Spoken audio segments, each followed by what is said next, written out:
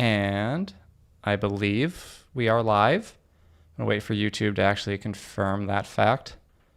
Wait till I can see myself. It's counting down a timer, but it should actually be here. And I believe we are live. Let me know if you can see and hear me. If you're actually here, I would appreciate that very, very much. Do you say Loki says, how is it that Freya, side character in a fantasy video game, is better written and acted than nearly every female character in modern TV, movies, animation? We'll discuss that, but that is a very, very good point. So, welcome to the first of hopefully many streams that really matter. My incredibly pompous name for my stream, where we just sit down and discuss what's going on in the world of entertainment, but also talk about some wonderful stuff, whether that be new or old, and just, have a good time, hopefully. But also probably a little bit of a bad time, because there's going to be some stuff that that's not so great. But welcome, Cassia. Glad you're with us. And with us, I do mean with us.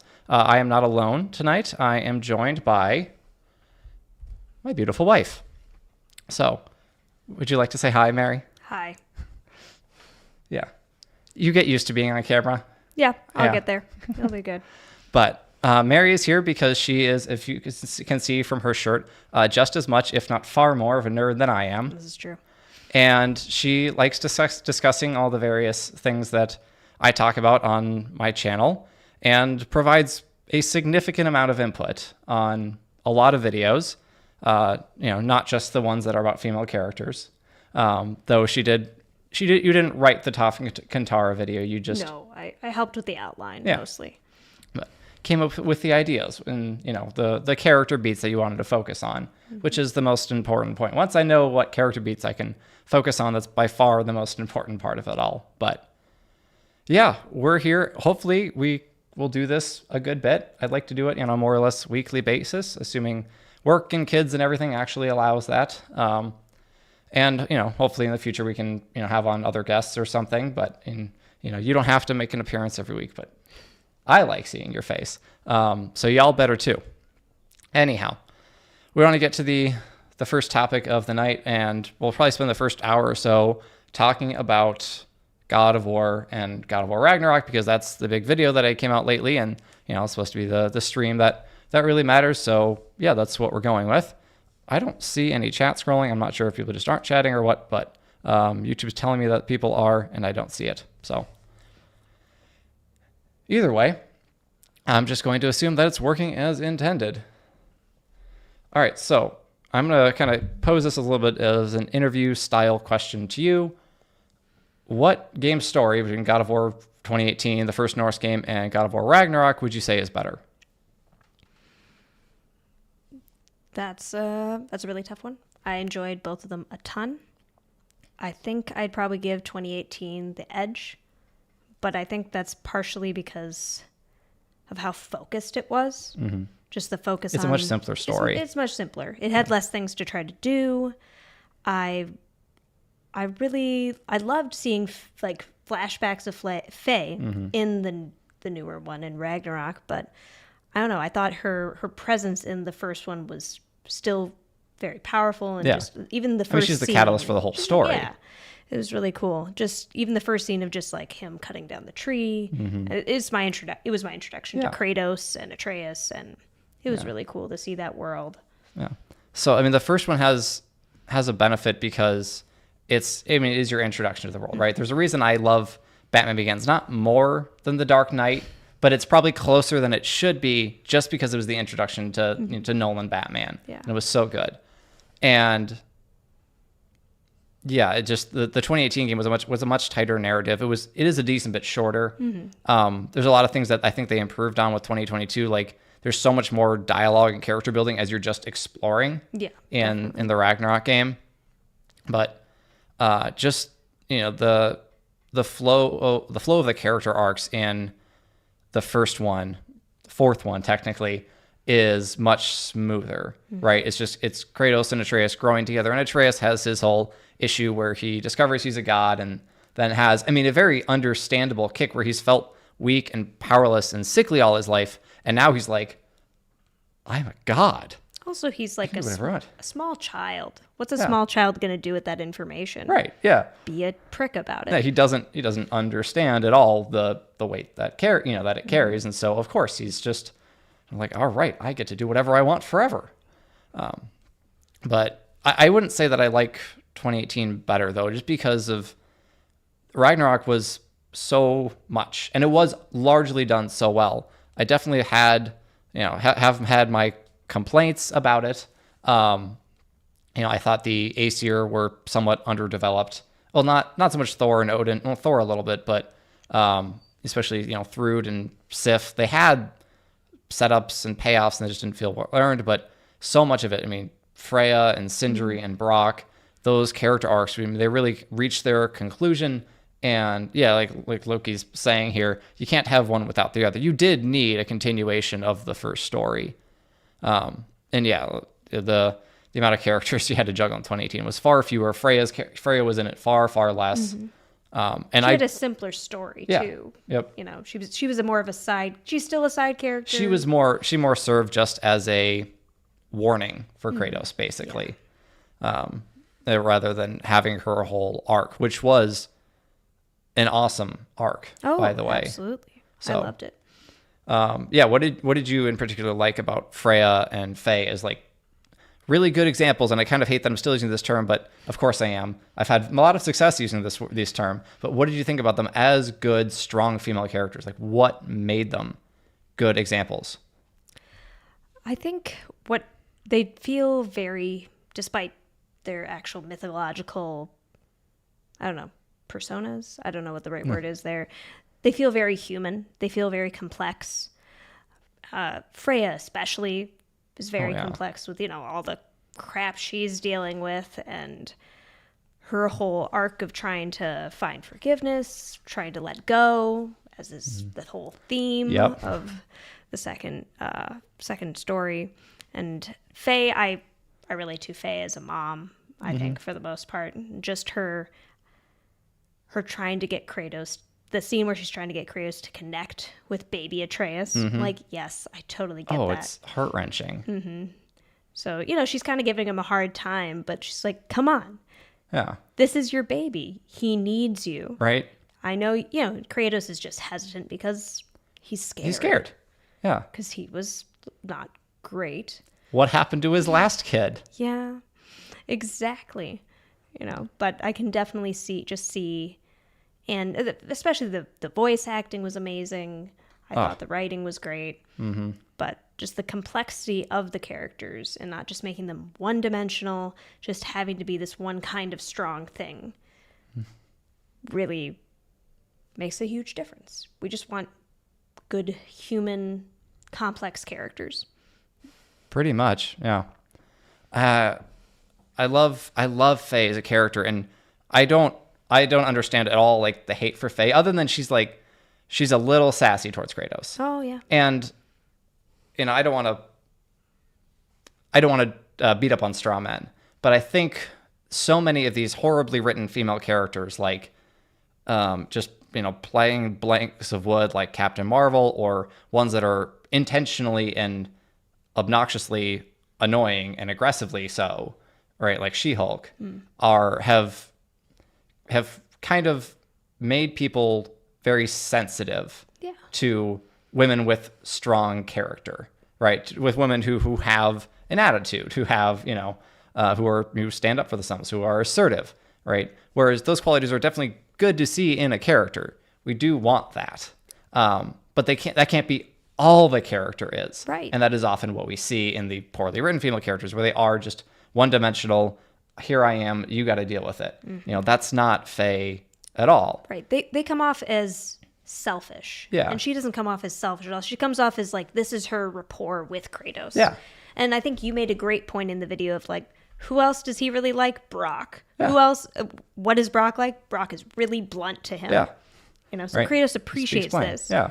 He likes this certain kind of person. And you need to be of course he that does. kind of person to be Kratos' wife. I would cry every day if I was Kratos' wife, because I just would be so scared of him, for one. And then he's just, a gruff person. Yeah. He's not exactly a sharer and not one who's going to look at you and go, oh, what do you need? What can I get for you? It's just, that's not Kratos. He kind of, I think, you get the sense, especially in the first game, even in marriage, they kind of did their own thing.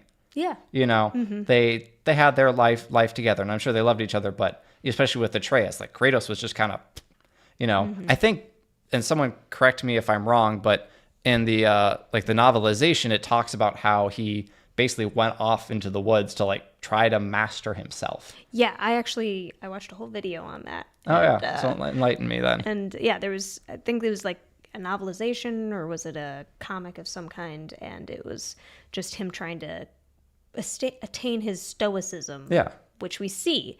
But he's trying to not affect Atreus so much with his bad habits. Right.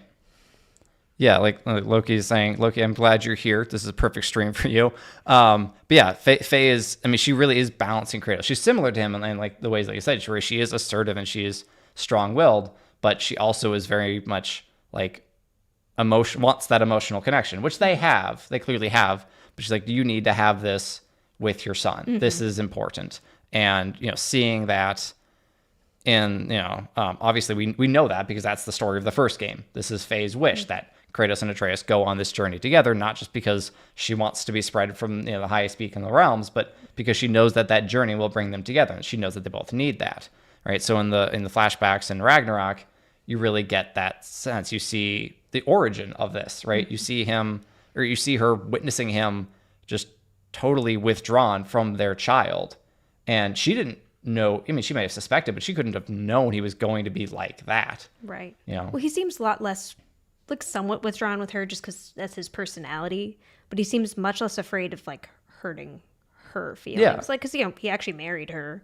So well, she says in the beginning, I think she says it to baby Atreus, she's like, we almost took each other's heads off. Yes. So their first meeting, they went head to head, quite literally, from the sound of it.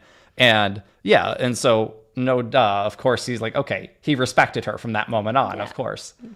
But yeah, of course, don't know much about Kratos, but enjoy hearing your takes. So appreciate that.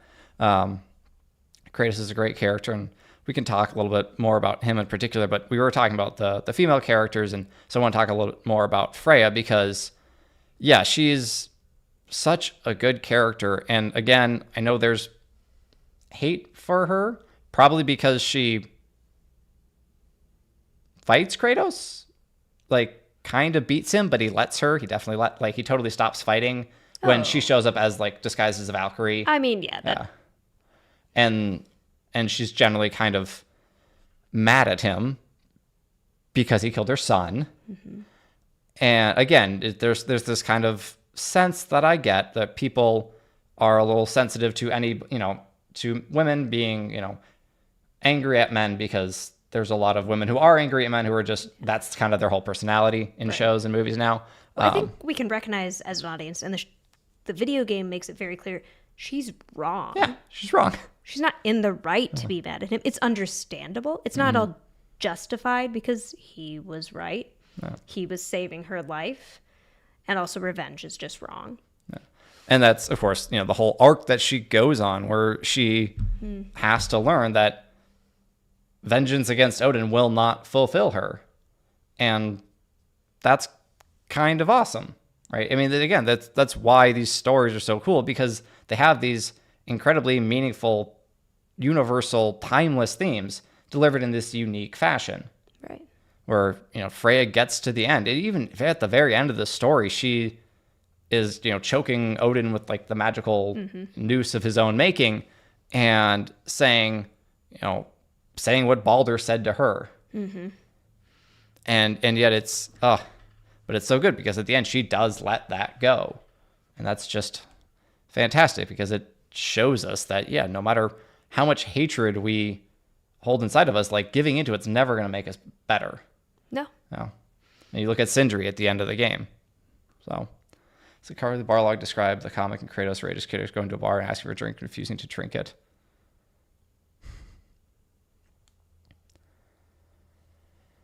But I think that's it for the, unless you had any more thoughts about Freya and Fea.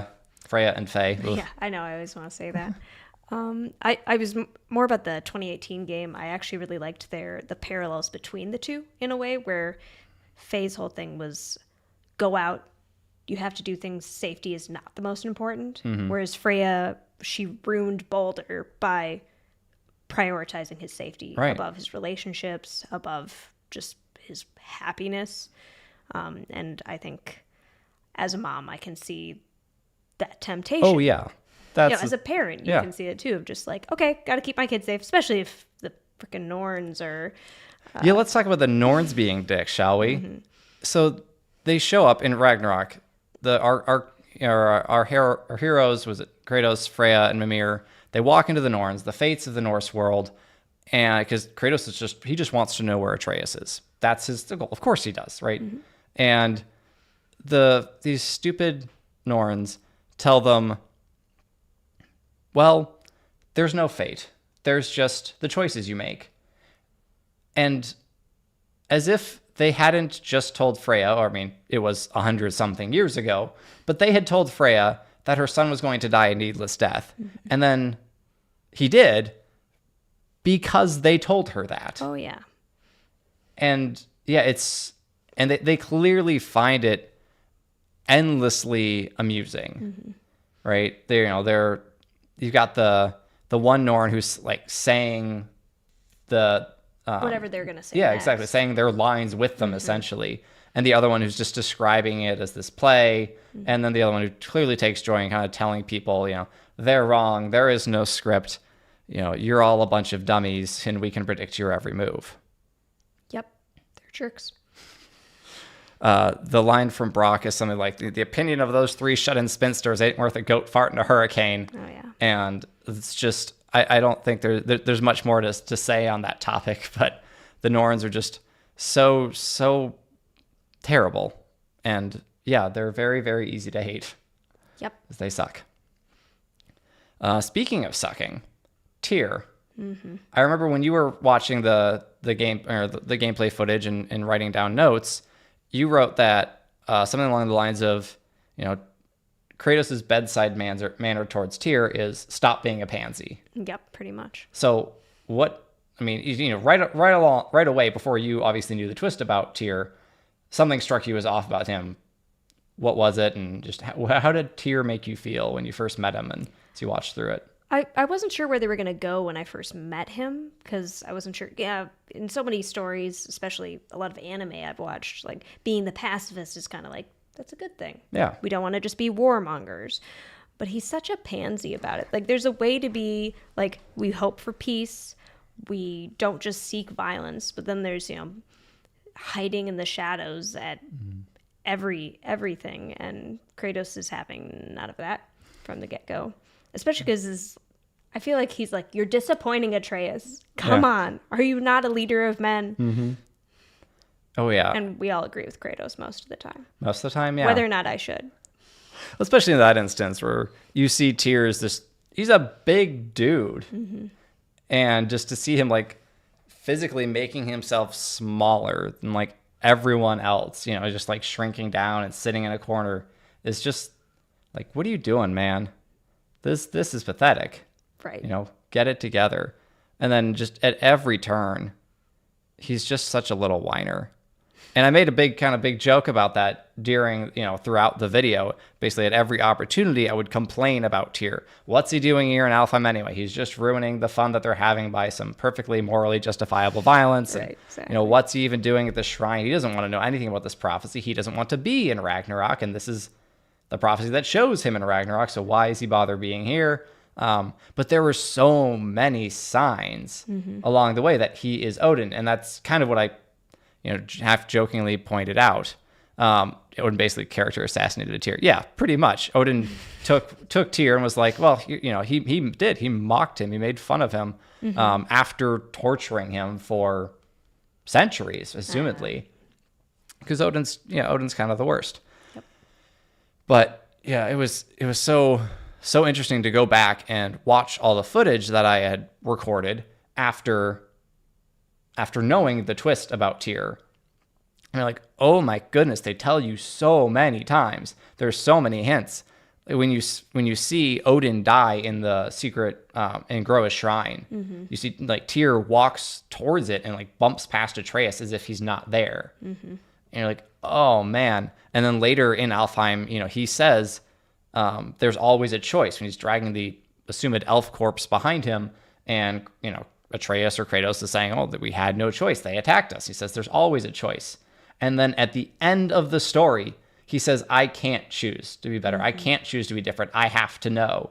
And that was so cool, because it showed that this, philosophy that he espoused is Tyr, right? That there's always a choice, which when you're being attacked and the choice is you or them, there isn't really much of a choice. No. I guess you could run away. But this philosophy that he's espousing is Tyr, this pacifism, is not something he believes. No. He doesn't really believe that there is always a choice. He believes that he's stuck on this path, that he has to keep going, that he can't stop no matter what. And that is, I'll talk about this more in my KOTOR video that'll come out next week, where the only real true final failure is the failure to accept that you can change. Yeah, why don't you say a little bit, because I tend to talk a lot because I'm more comfortable with all this. But that's better. What would you say, if just what's on your mind about the nature of fate as it's presented in this story, and how that relates to us in the world, and like, how do we feel fated? Mm-hmm. Right. Like, I think, like you were saying, and like we talked about a lot, is just fate isn't just this preconceived plan. It's basically people's choices and the idea that you're never going to really change. Mm-hmm. You're predictable. And I think we can all kind of feel that way sometimes, especially when it comes to our vices, when it comes to the things that we just keep doing wrong over and over. And it can feel like an uphill battle that we're never going to win. But we can always choose every day to just get up and say, I'm going to be better today. I'm going to say no to that, fourth piece of cake or something like that. No matter, whatever it is that you struggle with. Yeah.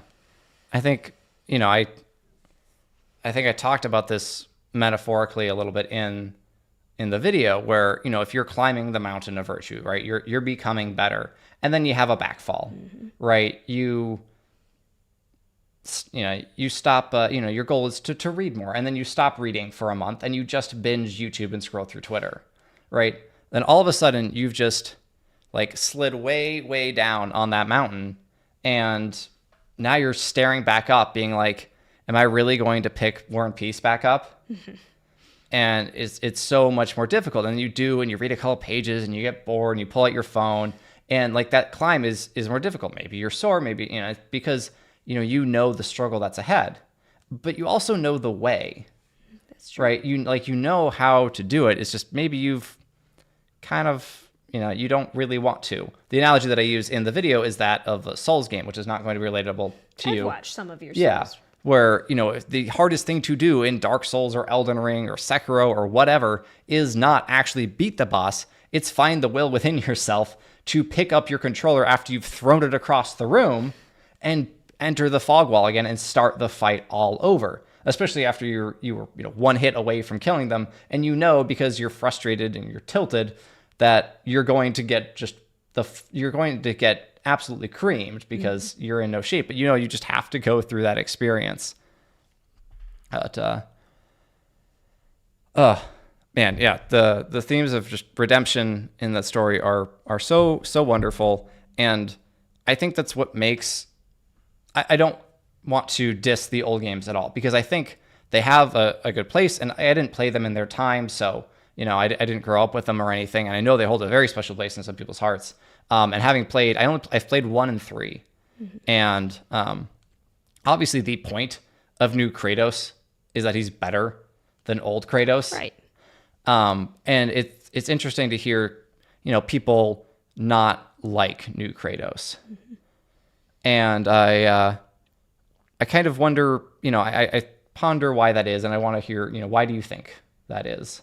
I don't know. The people I've chatted with before about it have just, it seems to be that's not the kind of game they wanted to play, or they wanted some kind of power fantasy rather than something that teaches them a lesson.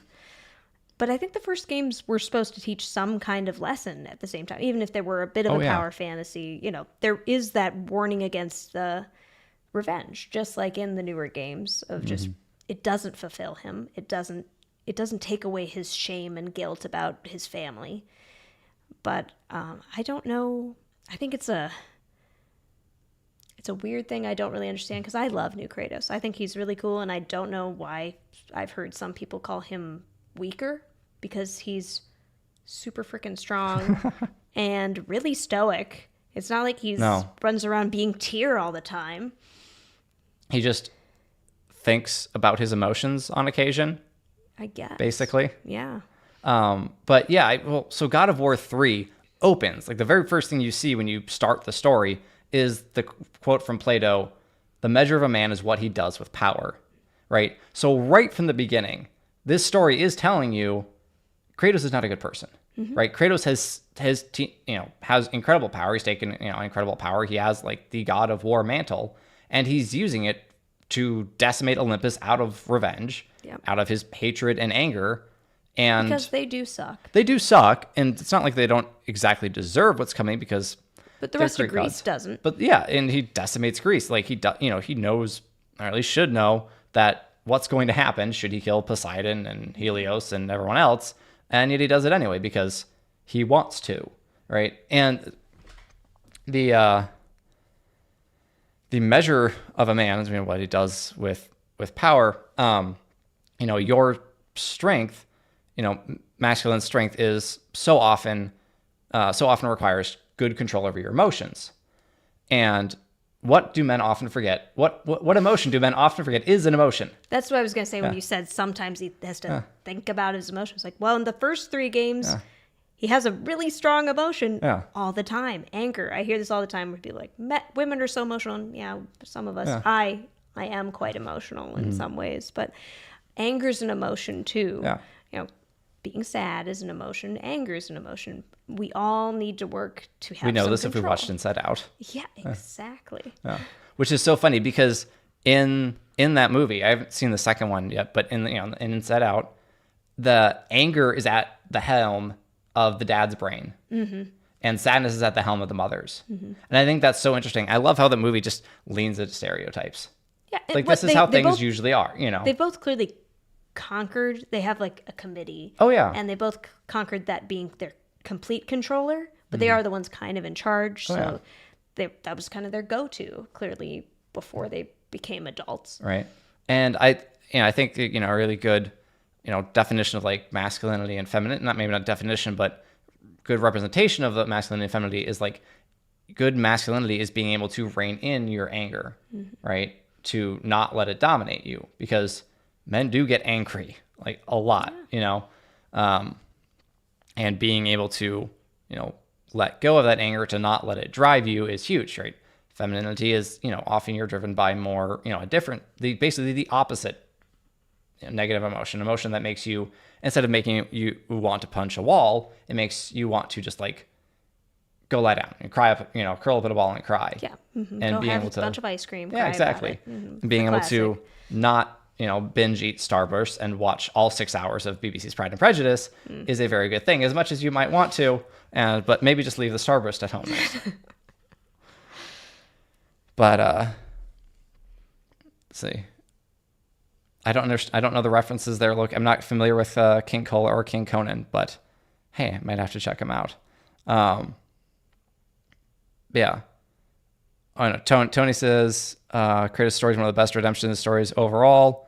Wraps up Ragnarok really does wrap up the character arcs so beautifully. If you can listen to God of War essays for hours, I hope you've watched mine, because it is literally hours. I recommend putting it on when you want to go to sleep. So I had two more things that I want to talk about with Ragnarok.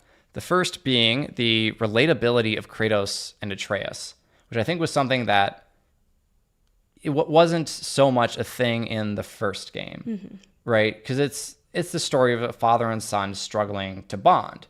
And I'm sure that is a thing for a lot of people, right? So I'm sure where people said, this is so relatable to me. I think that's wonderful. One of, if not the top comment on that video, where he's like, my dad broke the cycle. I'm so proud of him.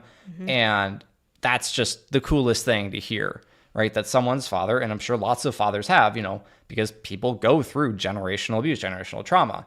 And that's, again, that is also a thing in Ragnarok where, Odin and Thor, right? And Thor kind of breaking that cycle before Odin breaks his spine. But that was such, but, for me, not having a son with whom I couldn't relate, thankfully, it wasn't as relatable. And although I also don't have a teenager, not yet anyway, I felt like God of War Ragnarok was maybe more universally relatable, or at least meant to be, because, what teenager doesn't want to define who they are in complete separation from their parent? Yeah, you see it a lot all over the place. I feel like I saw it a lot in a lot of my siblings going through teenage years. Just, they want the independence. You want to be your own person, your own man, and not just be defined by, like you said, not be defined by being this person's son or daughter. Right. Just Atreus is really looking for his identity, which is the central thing in the teenage years, is finding identity, as opposed to just, getting lost, right, which is what happens to a lot of people. Yeah. And that was kind of the tragic bit of Ragnarok early on, where you've played the 2018 game, and you see them bond together, and that's all Atreus wanted. Oh yeah. Right. That's just all he wanted. He was a little kid. And it's supposed to. I think he's like 11 years old in the 2018 game, and he just wants his dad. And then you skip forward, and he's like, "I need to be out of here. I don't need you." Not explicitly, but eventually, yeah. And that's what was so tragic, because you've seen the development of this, and that's why, you had to have 2018 to have Ragnarok. Oh yeah. For multitude of reasons, but that's the biggest one, is that you've witnessed the growth of these two characters and their relationship, and then all of a sudden it's breaking, it's being rent apart, and going back to the way it was with Kratos going boy the one time, and you're like, they used that once. Yeah, it was good. One time. And to just perfect effect. So, because, again, parents and teenagers are going to go through that. You can have moments where the teenager's like, I hate you, and storms off. Like, yeah, well, I kind of hate you too right now. But you don't say it out loud as the parent. No, you can't say it. And that's that's the other tough part, where, Kratos is forced to be the adult in this situation. And even, not having teenagers, but having little kids, being the adult in this situation is really hard sometimes. Yep. Especially when they're yelling at you about silly things. Nothing. Yeah. Literally nothing. Like, I don't understand. Why can't you just be normal? I'm sure that's harder, though, even when they are teenagers. Because right now I can be like, well, you're 5. Yeah. Of course you're like this. But when they're teenagers, like, you're almost an adult. Come on. You should know better. But they're teenagers. So use the judgment of a man and not of a boy. Yeah, exactly. It's like, well, yeah, all right. He is a boy, though. Yeah. Who wants to be a man, though? And he wants to be treated like a man. And that's kind of part of the whole thing I've seen with I don't know, my brothers growing up and teenagers. Like, I want to be treated like a man, but I am going to still act a little bit like a boy. They don't want to really be a man. I just want to have the freedom of a man. Yeah, it's fair. And being then a grown up is hard sometimes. And then you grow up and you discover that the freedom of man comes with a lot of responsibilities. And that's fun. It's good. So it says he's heroic and mighty as Thor, or it's just as wise as Tyr and a great leader and person. Like, yeah. Thor is basically, or not Thor. Kratos is basically just like the best dude out there. In all of mythology, because mythology is very predominantly dominated by major assholes. But yeah, it's just the Kratos at near the end of Ragnarok stopping Atreus when they're so close to their goal of reaching the wall, and saying, like, we need to stop. Like, you were right. Open your heart to their suffering. Today we will be better. That's one of, I think, 2 times that he repeats a word. And the other is right at the end. It says, like, Atreus remains.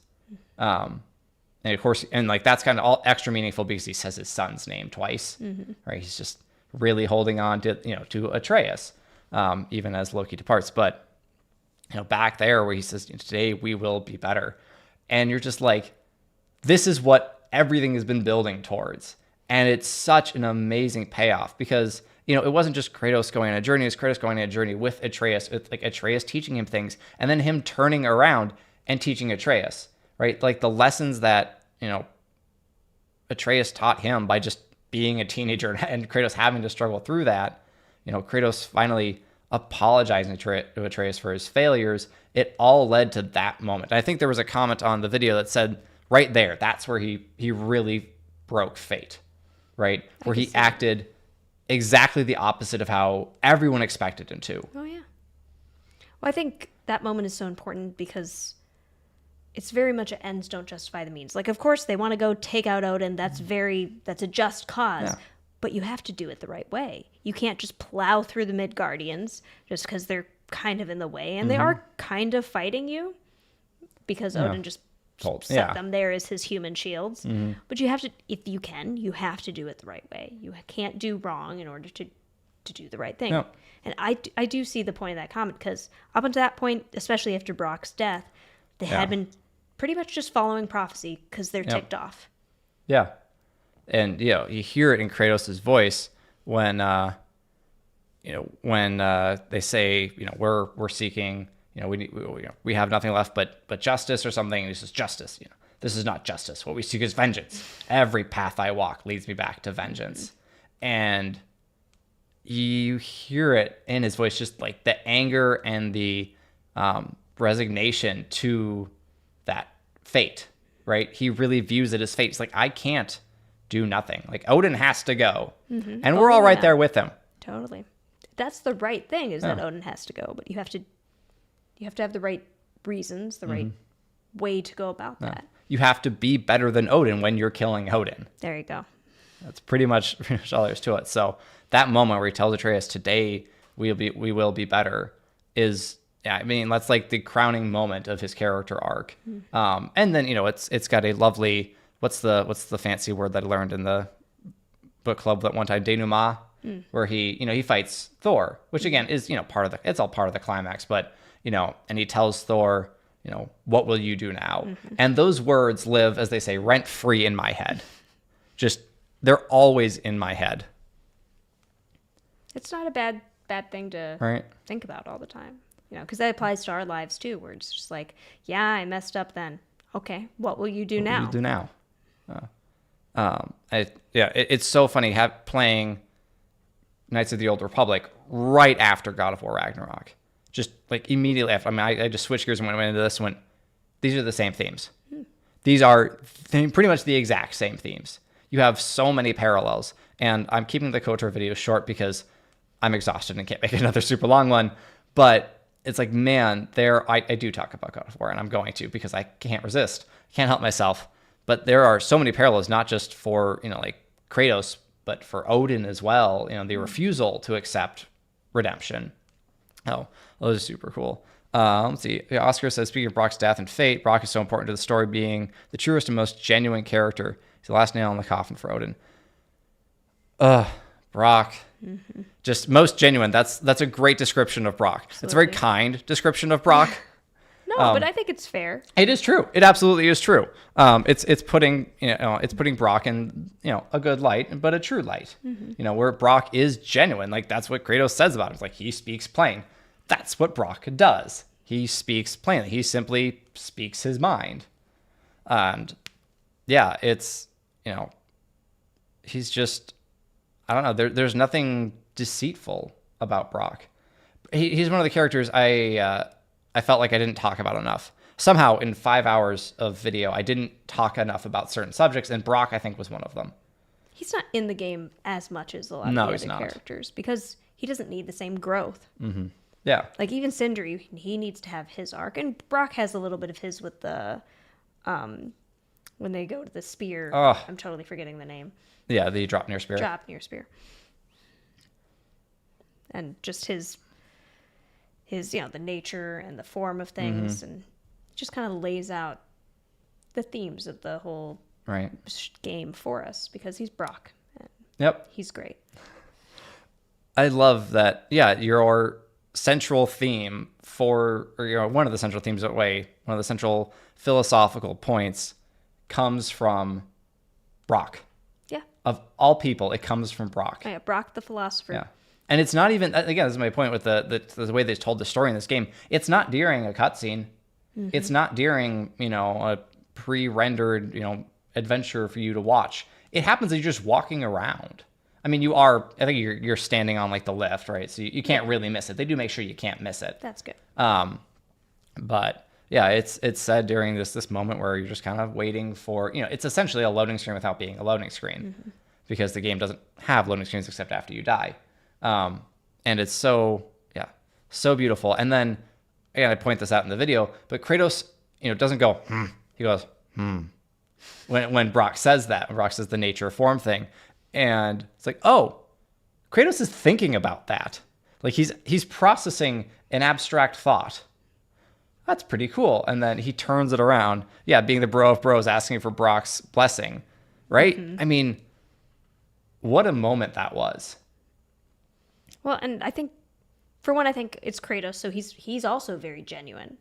He meant it, but it's also exactly what Brock needed at that moment. And Kratos knows that. Kratos knows a different kind, but some sense of shame and not feeling like you are the person you're supposed to be. Even though with Brock's case, it's not his fault at all. No, not even a little bit. But yeah, and because Kratos' thing is let's focus on the mission, right? That's so much him, so much of the time. Atreus shows back up after disappearing to Asgard, and Kratos is just like, off your back, right? No wasted time, no wasted words. He says what needs to be said, and I love that he does that to Brock. It's done in an incredibly kind way for Kratos. He kind of interrupts him, like kind of stops, jams the spear down in front of him, and to jolt Brock out of his ranting reverie. Right.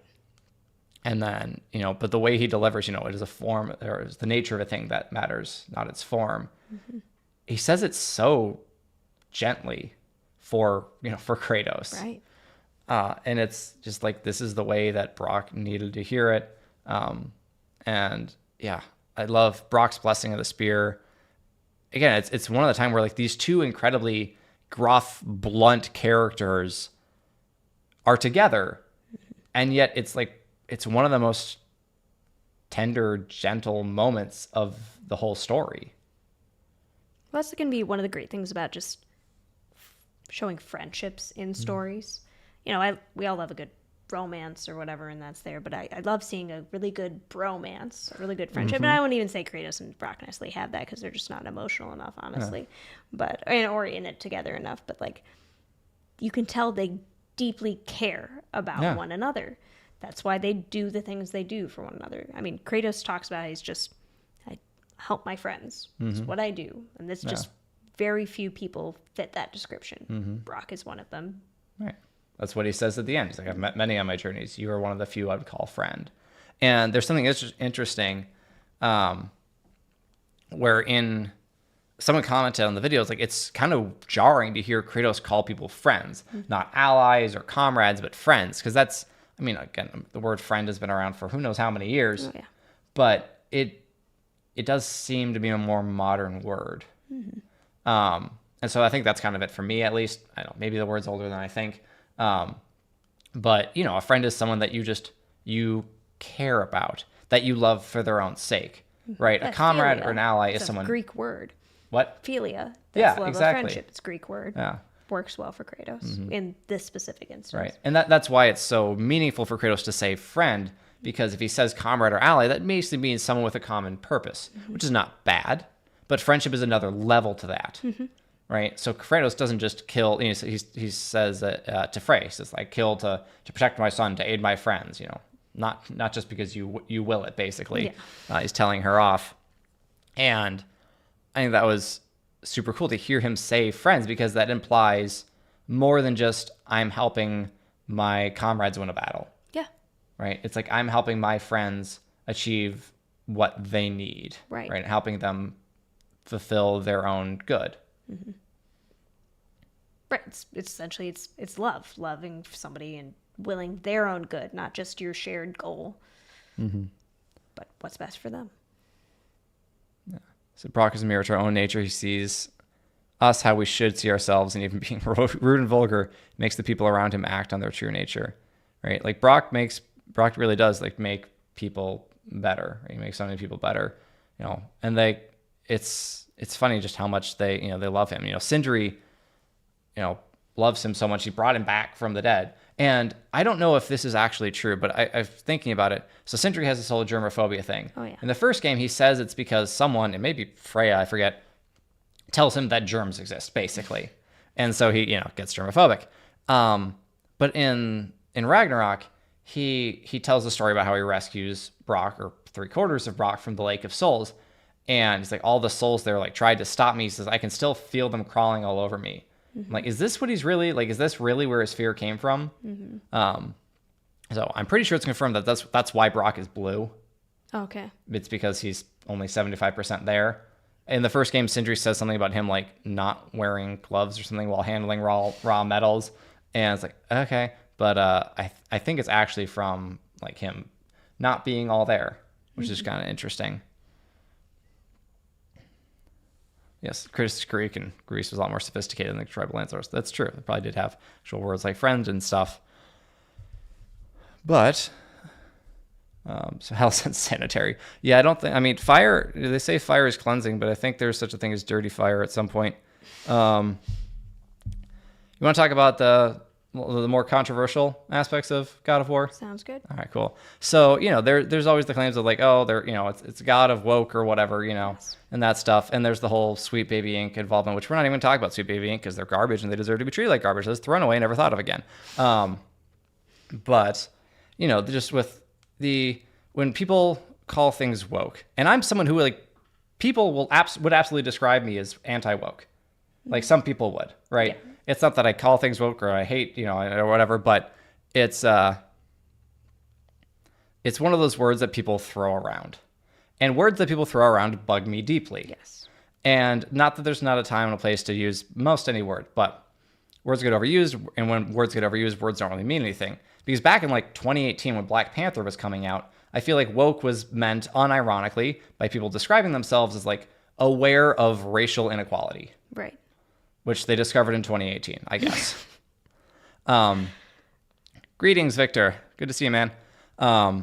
And it's just one of those things where now it's become, I feel like anyone can use it for any reason to describe anything that is vaguely like unnecessarily diverse, right? And I think that's a lot of where the criticism comes from in God of War Ragnarok, where for whatever reason, Angrboda and her grandmother are black, and that probably was just like, yes, done to hit like a diversity quota. It's like you need some diversity, and I guess they didn't count with Brock as being blue.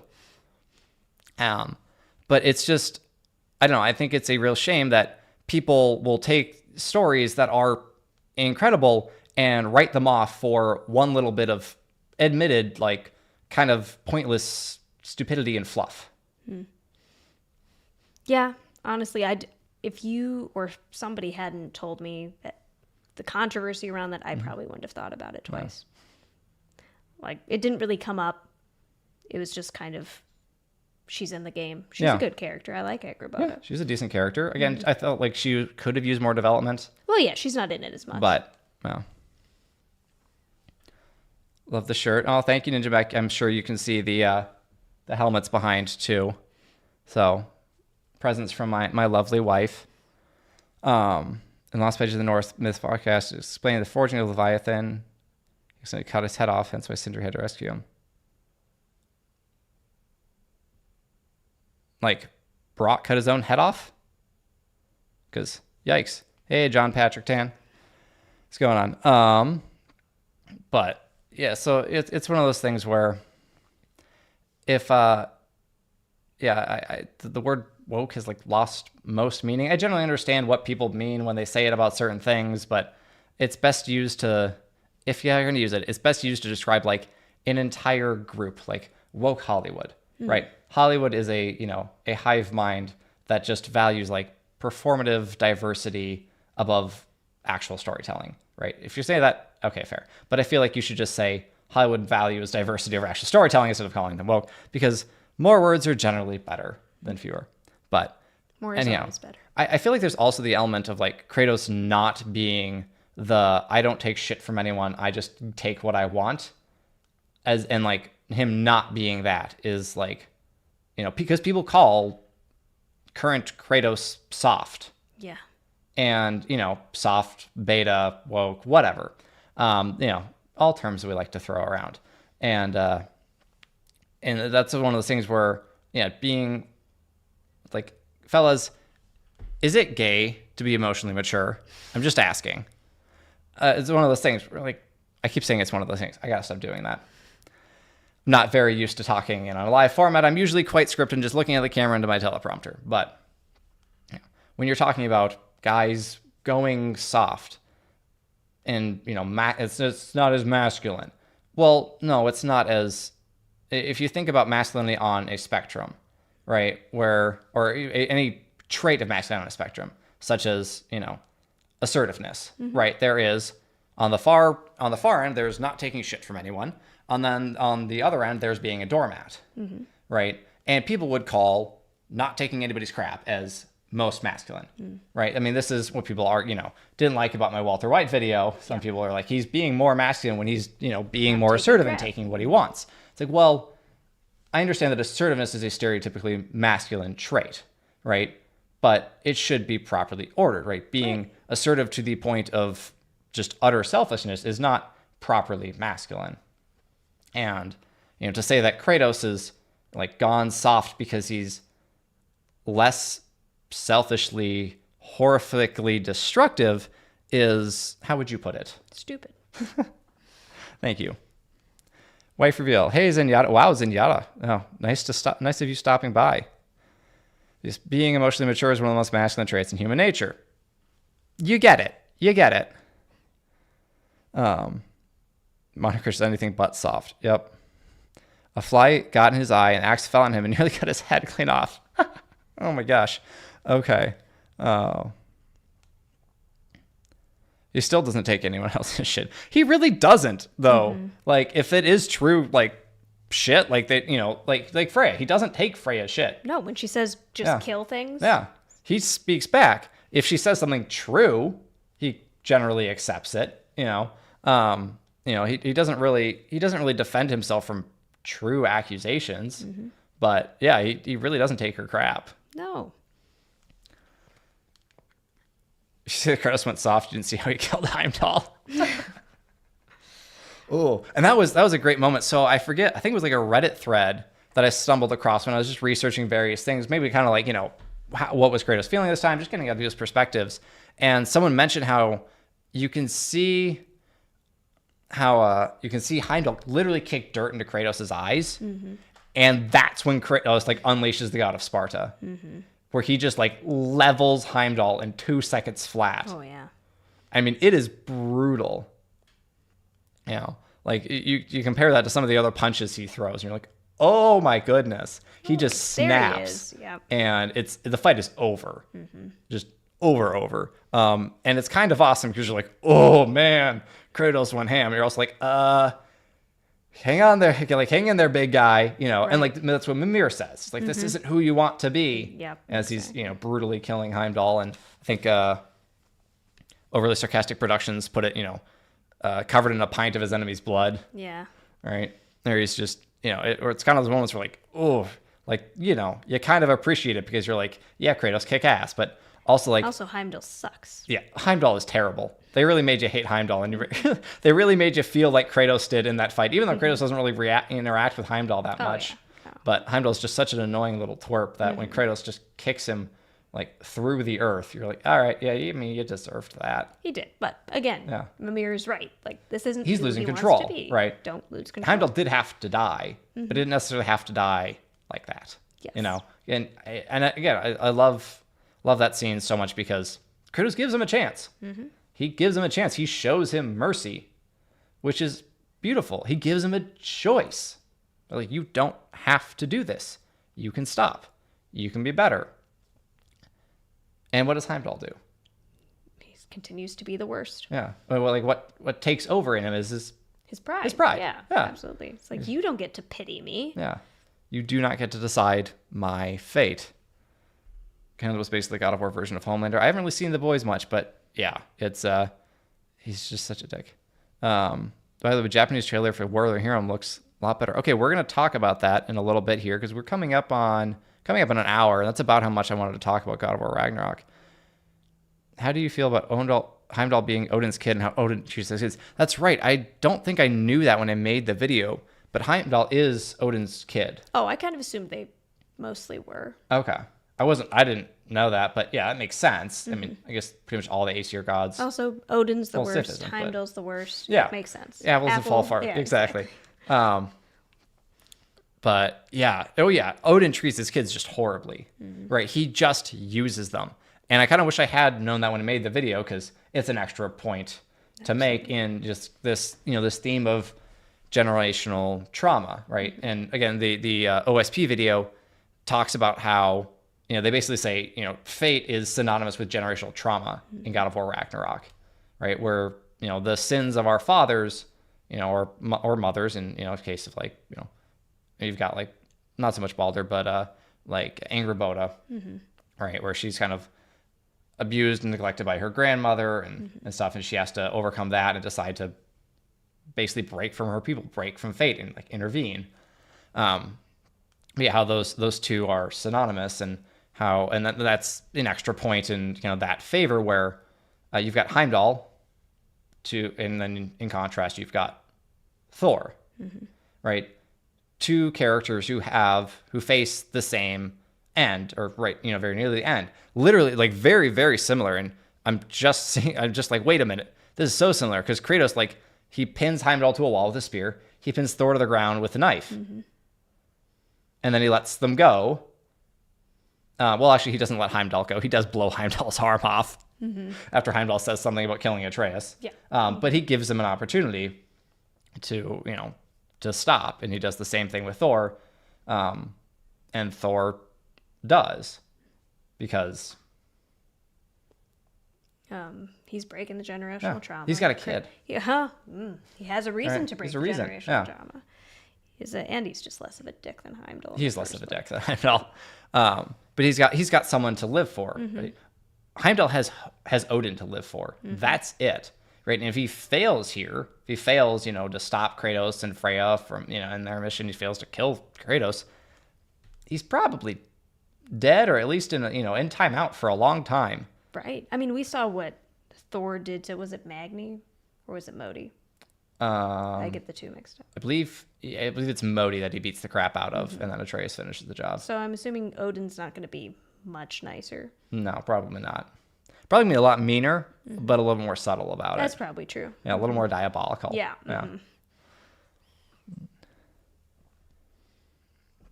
But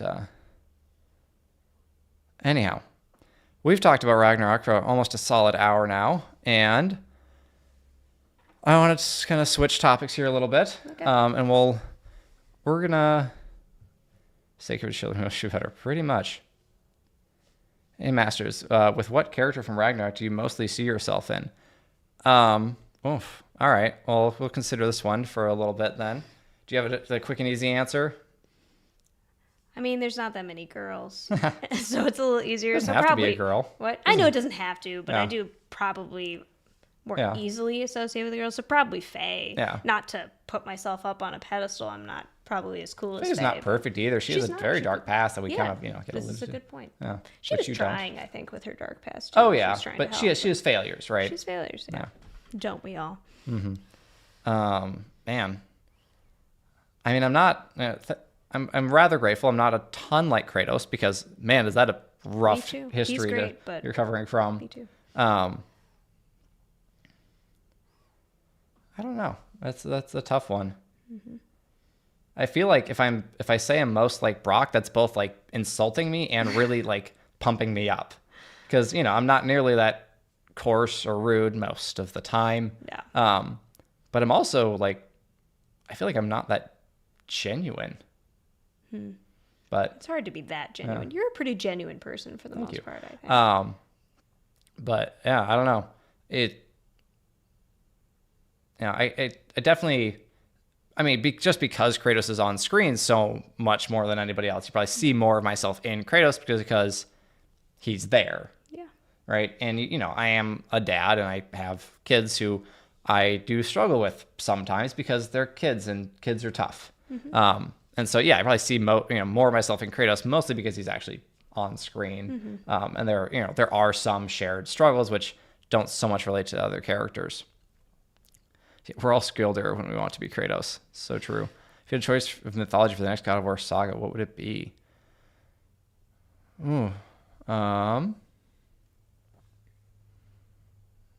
I've heard Egyptian thrown around as an option, which sounds interesting. I have to admit, Greek is the one I know best, and they definitely already did that. I don't really know much about mythologies. It'd be cool to see, honestly, like something like East Asian mythology, just because I don't know a lot about that. Because I've been like my very first few hours of Black Myth Wukong. I really enjoyed that, and I don't know a lot about mythology, but it's cool hearing people talk about it, and it's just I don't know. I didn't know a ton about Norse mythology. The most education I got from Norse mythology was like the Marvel movies, which is not a great education in Norse mythology. It's very different. It's extremely different. Yeah.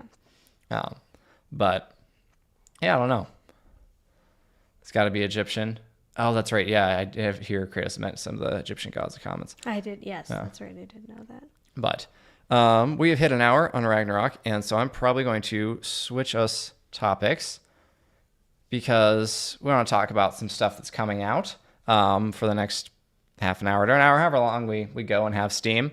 And the first such topic is the Rings of Power, which you haven't seen. No. Because, would you like to explain to the good people why you haven't bothered to watch Rings of Power? Well, I heard it wasn't very Tolkien-y, and that would just make me mad. I don't really like to watch things just to make myself mad. I'm not a big hate watcher. Yeah, that's good. I wonder, how many people are actually out there hate watching just to, complain about it on Twitter? Because, I watch stuff sometimes that I'm not particularly a fan of because I'll make content out of it, the Netflix Avatar show. I heard it wasn't all that great. I went, well, it's Avatar. I make a lot of Avatar videos. I'm going to talk about this. Yeah, it's I watched. I was hopeful. You didn't finish it, though. No. I did start it, but then I got, I actually watched it, and I did not like it. No. But, the Rings of Power is a very expensive show that, looks expensive at times and very, very cheap at others. It's weird. I wonder what they spent all their money on, honestly. Anyhow, we're gonna talk about Rings of Power a little bit, and let's see if I can get the right thing. So this video came out how long was it? 2.5 hours ago, and it's the cast members being asked, is your character good, bad, or morally gray? I guess you don't actually hear the interview ask, and hopefully the audio is working here, but this part is just mind-boggling, so we're going to play it. Celebrimbor I would describe as good stroke morally grey, and we'll see where that gets him. Yeah, he's a morally ambiguous man, but I think he's trying to do good. Even though Elendil is a hero archetype, I think if you are following all of Tolkien's themes, then we're all morally grey, any man. He's figuring... No. That's not very Tolkien. I mean, if you've read Lord of the Rings...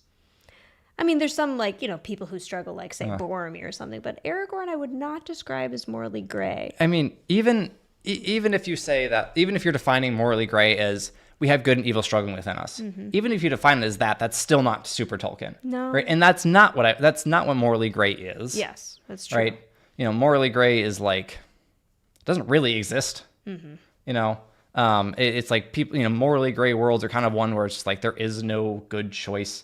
I think Game of Thrones is pretty morally gray. Everyone just kind of sucks. But Tolkien is just the furthest thing from morally gray that there could possibly be. And it is a story about good and evil. That's it. Yeah. There's so much more to it, obviously, but in terms of thematically, whether things are good or evil, things are good or evil. Yep. You can't really call Sauron morally gray. Just nope. He does say Sauron's actor earlier is let's admit it. He's he's evil, bad. But I like to think he's good. How? What? Are you serious? Where was he? Yeah. Sauron is, I mean, let's face it, he's evil. But I like to think he's good. I have to. What does that mean? I don't know. Maybe he's trying to think from a acting perspective of like Sauron thinks he's good, but does Sauron think he's good? I mean, Sauron just. Does he care? Sauron, yeah. I don't know if Sauron makes that sort of moral judgment. Sauron just seeks power. Yeah. You know, that's it. That is his good. You know, doesn't really matter. Yeah, Lord of the Rings is extremely morally unambiguous, and to suggest that like Elendil of all people, it's like kind of we're all kind of morally gray. It's like, no, we all struggle to be morally upright. There's a big difference. And like, oh, we're morally gray, and maybe this is just a lack of understanding of what these terms mean. Yeah. And that's maybe a bigger issue. It's like you should really know what you're talking about before you say words. And I say this as a YouTuber who speaks out of his ass constantly. But it's just, yeah. I mean, again, these are, yeah. I wonder how much actors really think about like, I wonder how accurate an actor's perception of their character, like how well it matches the audience's perception, or even like the writer's perception. You know, because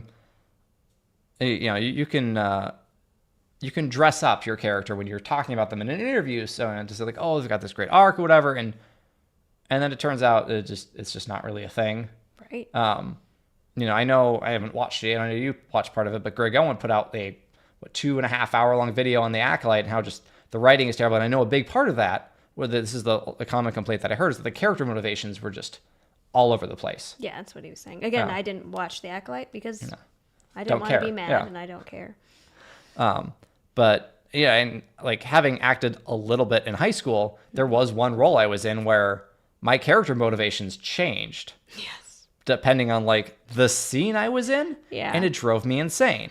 It's like, am I assertive and brash, or am I demure and deferring? I can't tell. It doesn't seem to matter. Even like who I'm with, it's super inconsistent.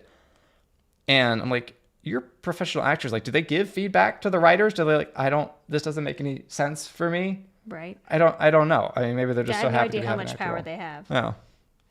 And, someone said, please tell me to try Full Metal Alchemist Brotherhood again. Yeah, we're working on that. So we've been watching more anime lately in general. That was one of the first ones I tried to show him, which in hindsight was a little bit of a mistake because I had seen enough where the screaming heads don't bother me at all. But it was a little off-putting to him. It wasn't necessarily the best introductory. It's a weird show. It's a weird show. But I don't know. I just didn't even think about it. It's kind of... That's fair. I've seen enough anime. Not a ton, but enough. And now we're watching Delicious in Dungeon, and that has a little bit more towards that sort of a thing sometimes. It's not exactly the same, but Brotherhood has a lot of really great themes and some good character arcs and stuff, and good characters in general that I think you would like eventually if we can get back to that. So you have a lot of stuff on your list right now, though. I do. So which is great. It's great to have like I have these shows and movies that I want to watch, and that or I should switch this back. That I can make videos of because I love doing that. So it's great. But yeah, I hit the wrong button. But yeah, I have watched Vinland Saga. I'm almost done with the second season. I think I said that on Tuesday. That is technically an anime, but it's very different than, a lot of the others I've seen. Moments for there sure. are anime moments. There's like the one French anime dude who was like, oh, this is an anime show. I kind of forgot. Who just looks like way different than everybody else. A lot of the themes are very anime. Oh, yeah. Of like, especially once you get into the second season. I'm sure. I haven't gotten there yet. This is one of the favorite Conan stories, Conan Red Nails, great fantasy novel. Okay, I have to check that out. I don't think I actually think very much other than the paycheck. I mean, the paycheck's pretty sweet, man. You got to get that bag. Sometimes the bad guy's more morally correct than the hero. Yeah. No, I don't think this is the one. This isn't the story to make that, where like, sometimes like there can be a villain with a point. I'm fine with that. I'm fine with the hero not being perfect, but just not Lord of the Rings, man. That's not... I don't know if I can really think of anyone where like the villain was right. Oh, I don't think it. I mean, they wouldn't be the villain if they're right. Yeah, the antagonist, Like there definitely is. Again, I guess that falls more towards morally gray, where it's like, who's really right here? Yeah, that can happen. But I don't know if there's any of those that I can really think of. This is just morally gray. There's no difference between Frodo and Sauron. Yeah, it just that frustrates me so deeply, and it makes me wonder, like, how did this happen? Like who let this happen? The moral relativist. Just at Amazon, like, are there no Tolkien fans at all in charge of any of this who are like, maybe don't make everyone like morally gray and crap. The worst offense that I've seen so far in the first season is when it's after like the lamest battle ever seen, where like 15 Numenorians plus Galadriel ride to tackle like 32 orcs that are attacking this village, where another group of characters has been we've been observing throughout the season, and it is like the lamest like charge you've ever seen. It's like they're all like spread out. They're not at all like Rohirrim, and there are like 15 of them. It's pathetic. It's like they literally just like, couldn't you CGI a few more in there or something? Anyhow, it's dumb. But after that battle, they kill pretty much all the orcs. They capture one who's like their leader. He's kind of like half orc, half man.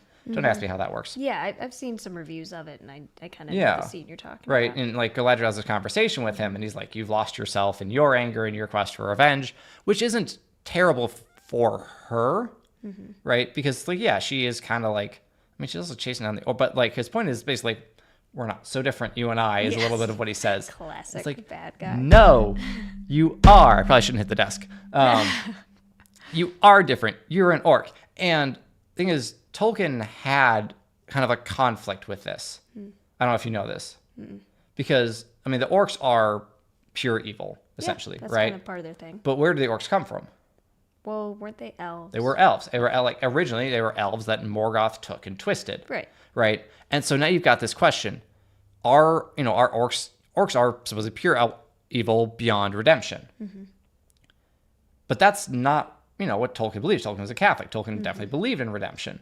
Right? Redemption's a big thing. We talk about it a lot. And it's like, but orcs can't really be redeemed. But can they? Did Morgoth like destroy their free will? So are they really not culpable? Are they not really culpable?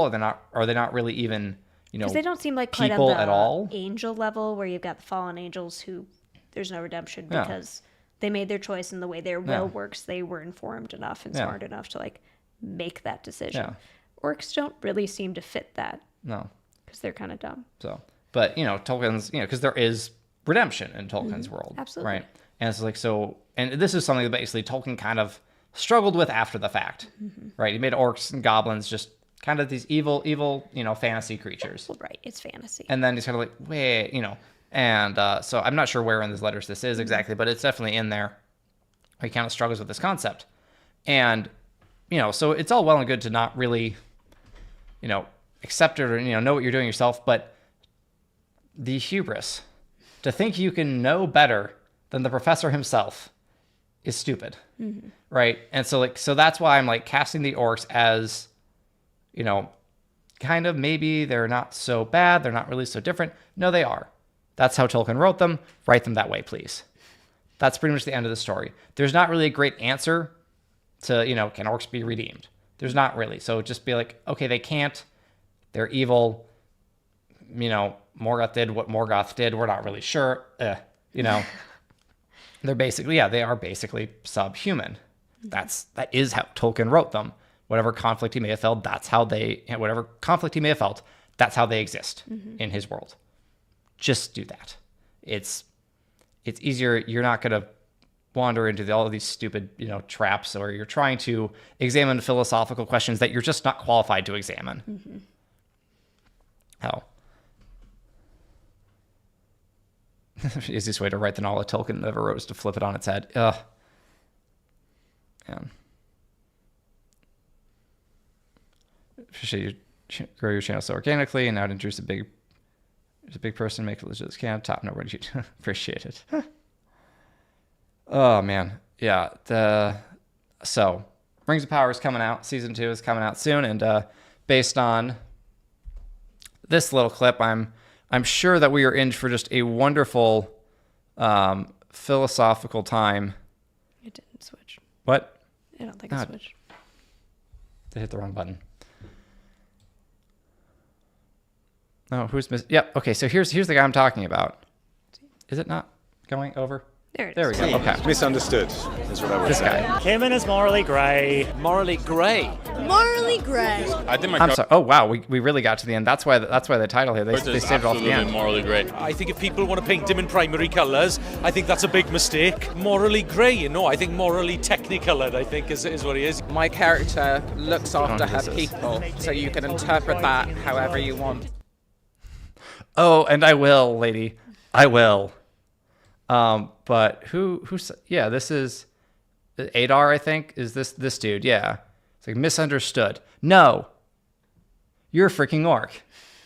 Like, you're evil. And I might have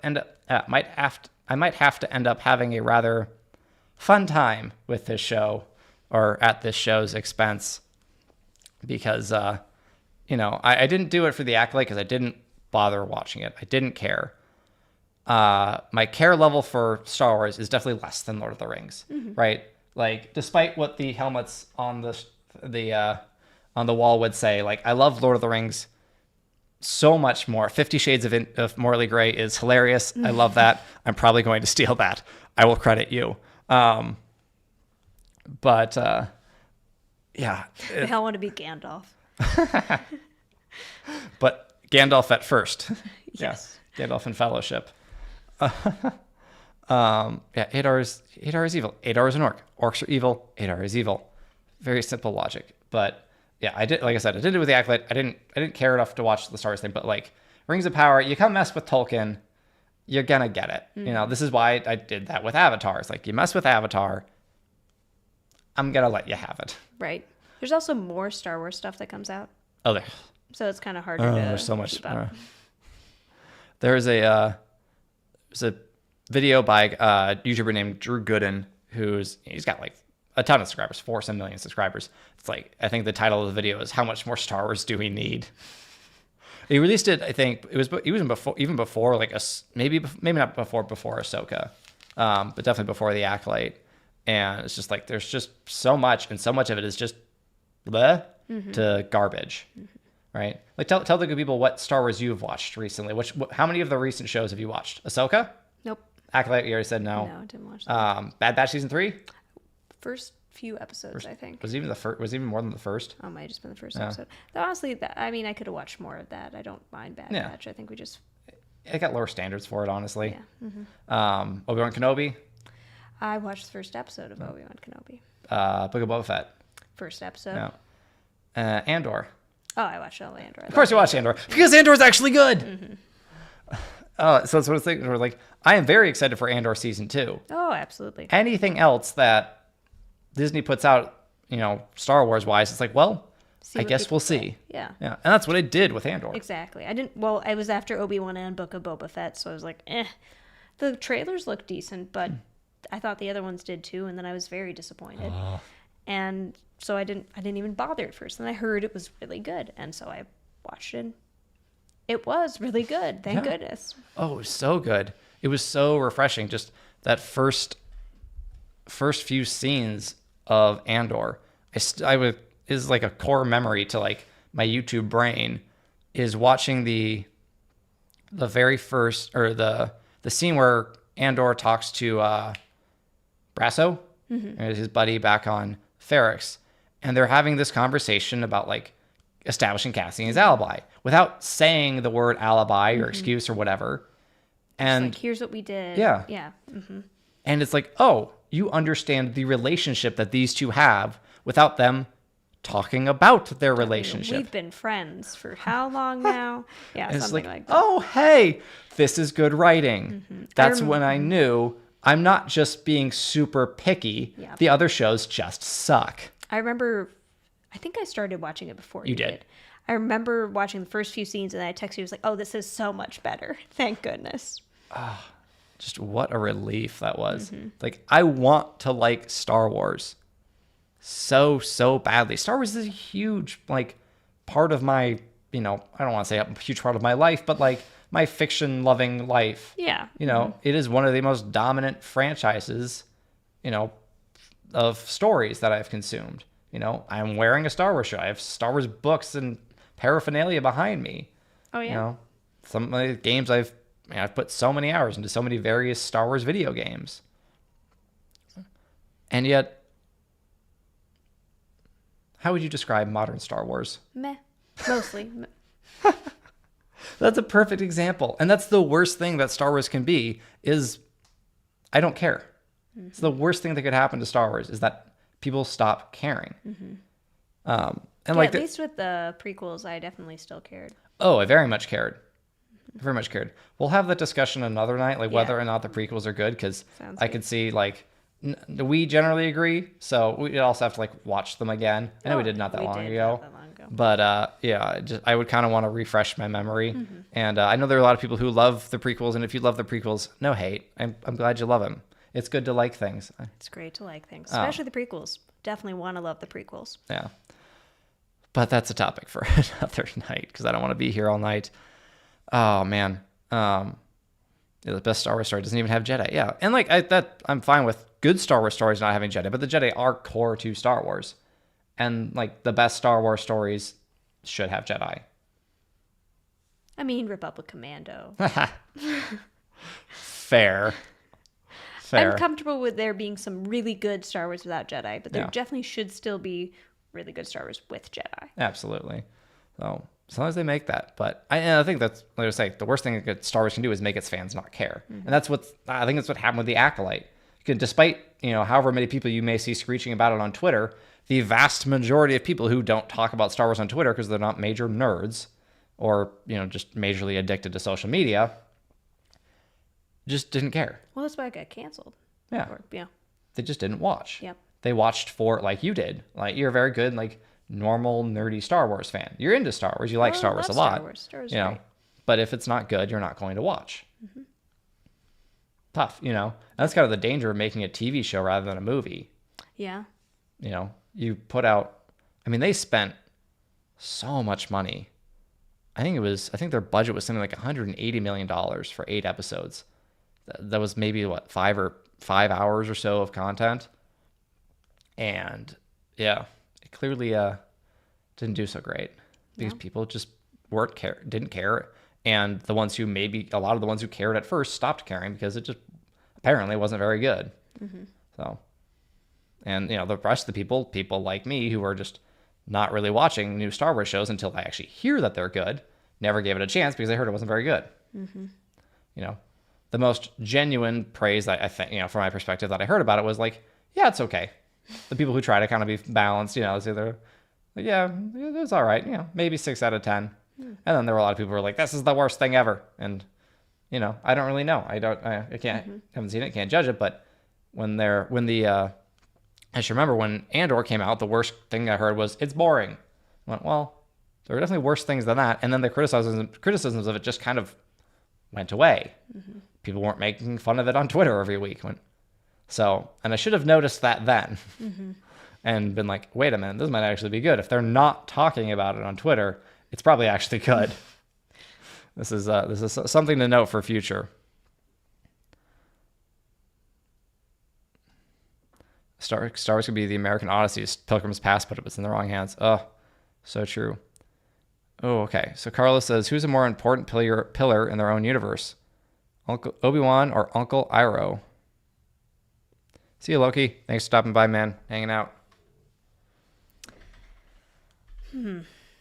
They serve similar functions in certain ways. Mm-hmm.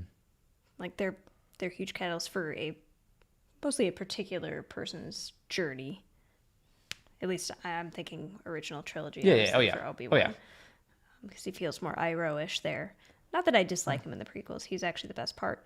He has a similar, you could even draw a parallel there where, he failed Anakin and Iroh failed Lieutenant. Mm-hmm. This is true.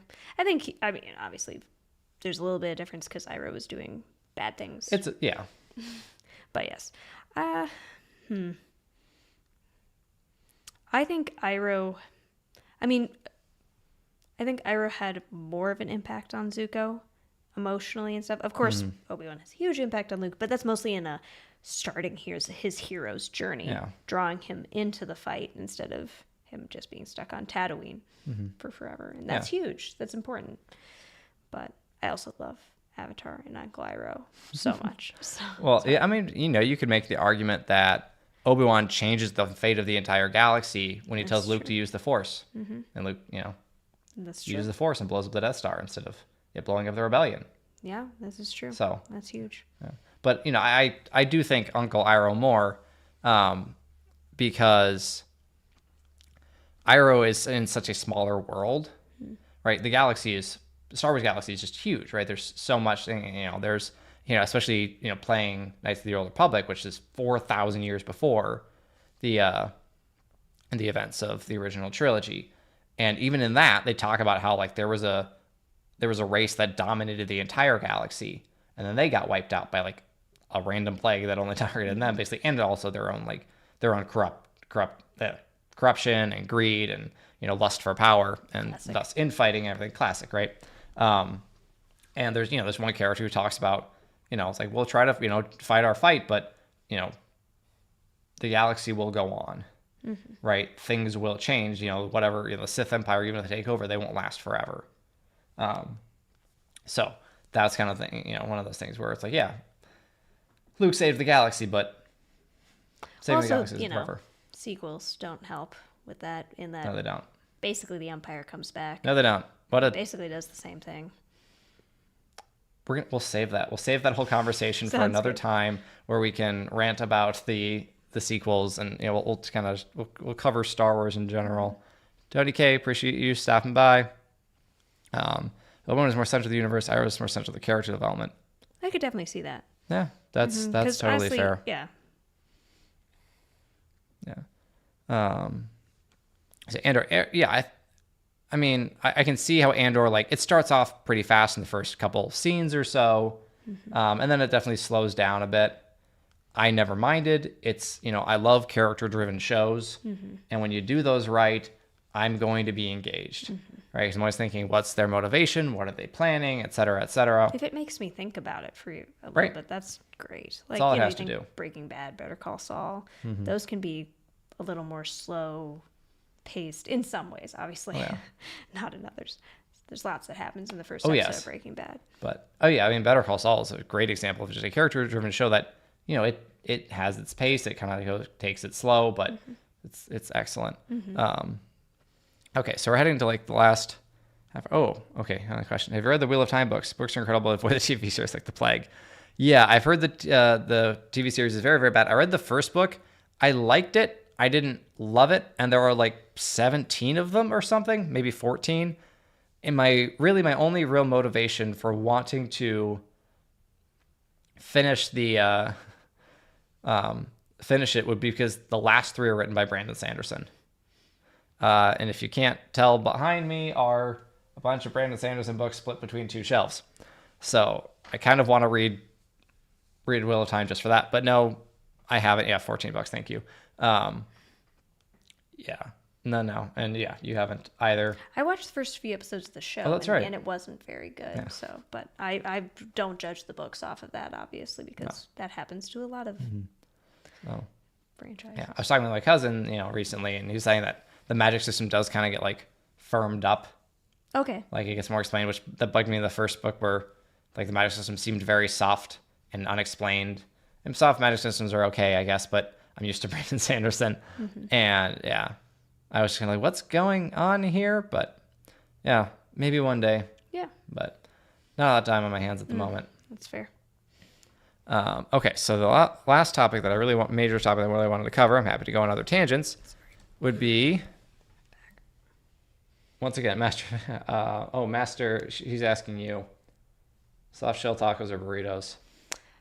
I'm more of a burrito person, but honestly, you could ask Sam. I grew up calling everything a burrito. I'd make a quesadilla and we called it a cheesy burrito. So I'm really bad at distinguishing between. If you couldn't tell already, neither of us is of Hispanic descent. No. But I do. We like Mexican food. Oh, yeah. But either one is great. So I'm not really going to play the trailer because I'm sure copyrighted stuff. But this, I want to kind of skim through it and we'll talk about it a little bit. So this is the War of the Rohirrim trailer.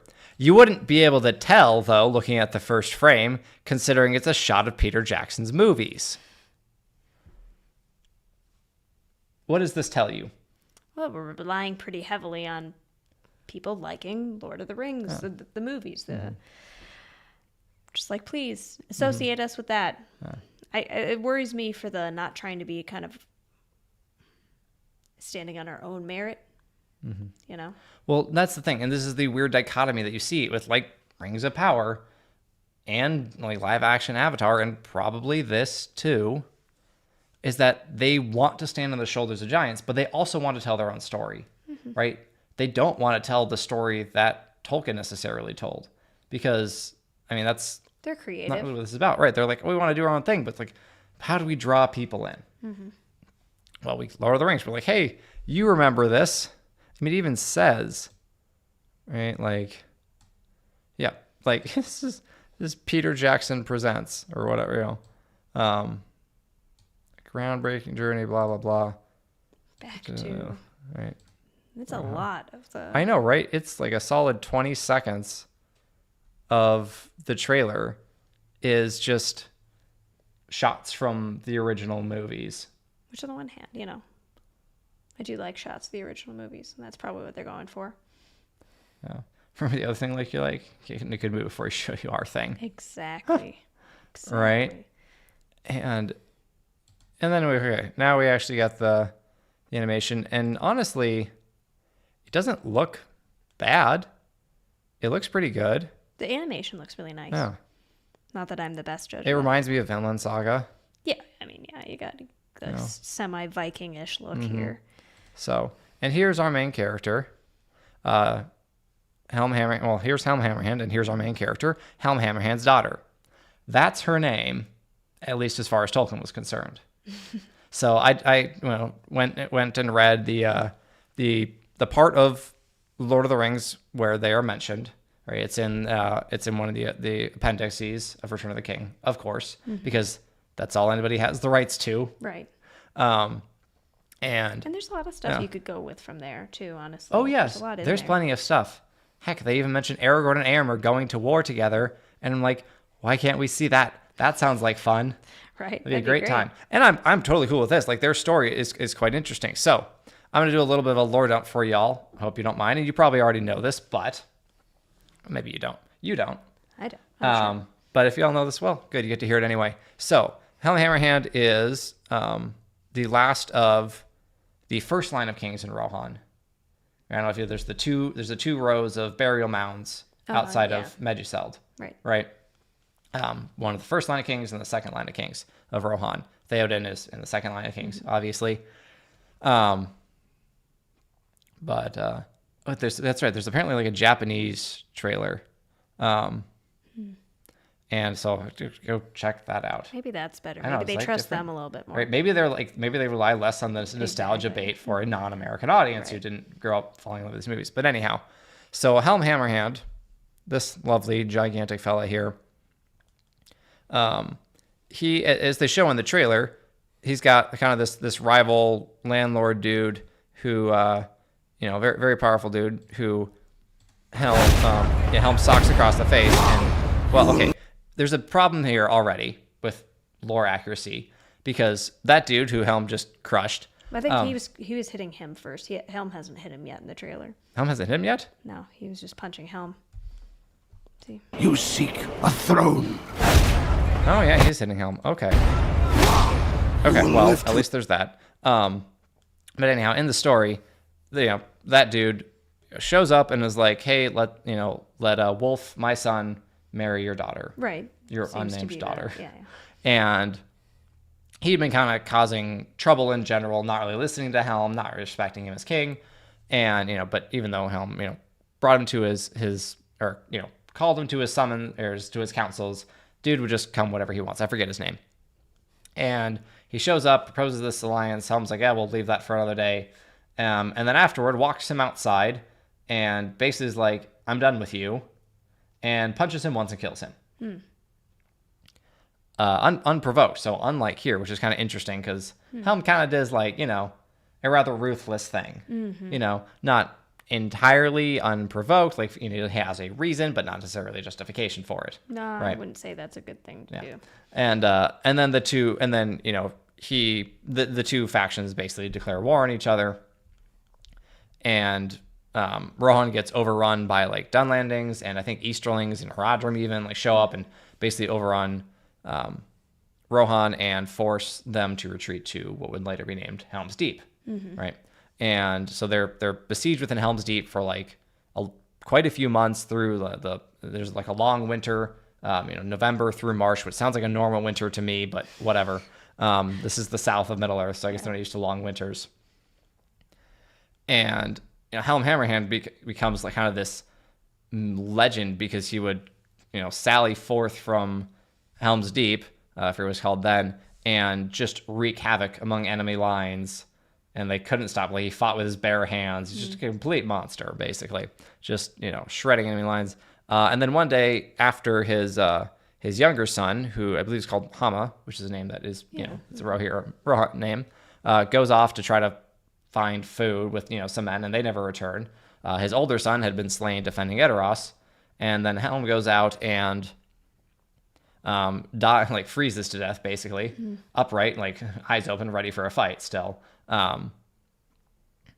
But yeah, they say, then there's like the whole thing with the horn, like the horn accompanied him sallying out. And when when that gets blown, the enemies would just run away and hide, basically, because they were so afraid of him. So he's kind of like a consummate badass, if not necessarily a amazing person. Right. But anyhow, so this, this kind of, that this is like the story of Helm. And it looks like, they're going to war, with these guys, right? I'm not sure if these are supposed to be. Orcs. These look like orcs, which I don't think were even present in the appendix, but whatever. There's the wolf or whatever his name is. So they're fighting them, and of course There's so many of them. Yeah, there's the Easterlings or Haradrim, I guess. There's Haradrim, yeah. But the I've definitely seen people complaining that this story seems like it's very 2010s girl bossy. Just from the trailer, what are your thoughts? I could see it going that way, but I generally like to have hope, especially about Lord of the Rings things that I haven't heard terrible things about, like Rings of Power. And I also like to have hope about girl bosses, not actual girl boss, but just actual strong women, because we have had some good ones, but we've had some excellent ones. Yeah, but and if her, I would like if her goals are good and not just prove myself. I need to prove myself. I'm powerful. I'm great. Be like, save my people, save my family. I love my family. I'm motivated by love. Then I can get behind that. Oh yeah. Even if she's way cooler than makes sense, I can get behind that a little bit more. Yeah. Yeah. It needs to not be so self-aggrandizing. Yeah, exactly. Basically. It can't be for yourself that you're going out and being a hero. It has to be for others. So, and I really wonder if that's kind of like they skew that direction because like Hollywood producers or whoever's in charge of deciding what's goes into a trailer are just like stuck in 2017, or just they're just like a good 7-8 years behind the times, and don't really understand like kind of how things have shifted, how people are aware of that that stereotypical girl boss, and it really is very unpopular now, where before it was just kind of where, it was like we said, newer. even just well-written, strong female characters, sometimes people are like, I'm very suspicious of this. Even with this, we're a little suspicious. Oh yeah, I'm definitely suspicious. I'm highly suspicious. As the kids say, it's quite sus. Because she's got lines that are like, I'm the strongest rider you have, or fastest rider you have. I mean, fair enough. She's probably the lightest, and she's a girl. Doesn't it just depend on like a horse? I'm sure it does. But I think different riders are better than others. Oh, I'm sure. I say as somebody who knows nothing about horses. But yeah. And, you've got her going head to head, fight, which, again, fine, whatever. It depends on how you do it, So My joy. what is that thing? It's like a swamp bender. Isn't that like the Watcher from in front of the Oh, Mines of yeah. Moria? That's what it made me think of. Interesting. Mm-hmm. No. Yeah, the Watcher in the water. Mm-hmm. She's running from a movie kill up to. Yeah, I mean, there's it's so hard to tell from a trailer. Mm-hmm. But yeah, it is kind of interesting that they chose to focus on her. I think her name's Hera. In the movie, she doesn't, like I said, they had to give her some name, I guess. In fact, she does survive as far as we know from Tolkien's writing. But Tolkien's nephew, his sister's son, is the one who takes the throne. Obviously, Helm's nephew. You said Helm's Tolkien. nephew. It's like Tolkien's nephew. Not Tolkien. Yes, yes. Helm's nephew, and he's I think it's Freya, I believe is his name. And so he's like Theoden's ancestor and all that, and he's the one who is there when Saruman shows up as a friend and like is given he's good at that point. Yeah, he's good, or at the very it's kind of Tolkien's kind of ambiguous. He's like, he appears to be good, and maybe he was at the beginning. I'm not really sure. It's just kind of funny. It's a very Tolkien thing to say. It's like perhaps he was good at the beginning, at the start. Yeah, it kind of goes a little bit with his like I discovered Middle Earth kind of thing, where I'm not just making this up. Yeah. He could have been good. So, and Saruman was given the keys to Orthanc, not by Fairloth, but by, I forget his name, but the steward of Gondor at the time. Okay. Like Gondor, like Isengard was Gondor's property, Oh. which is kind of cool. And then they gave that to Saruman. Well, like, you seem nice. Yeah. Sounds like he's a good wizard. Wizards are generally pretty helpful and good. We want you on our side. Well, this will be a good thing for us. Help us, to show up that. So, and funnily enough, it's actually Gondor. Gondor comes to help Rohan when they're to like break the siege and everything. At like the thaw of the Great Winter, and after Helm's death and everything. So it is Gondor. So Gondor comes to help. Gondor has a history of coming to help Rohan. This is why Theoden is so mad that where was Gondor when the rest fled? Right. Which I think that's really only the movie, but whatever. Yeah. It's part of Theoden's arc, and it's a whole thing with Theoden's arc and the book and movie being quite a bit different. But that's one of the changes where I think Jackson really really did a good job. Oh yeah, I love Theoden.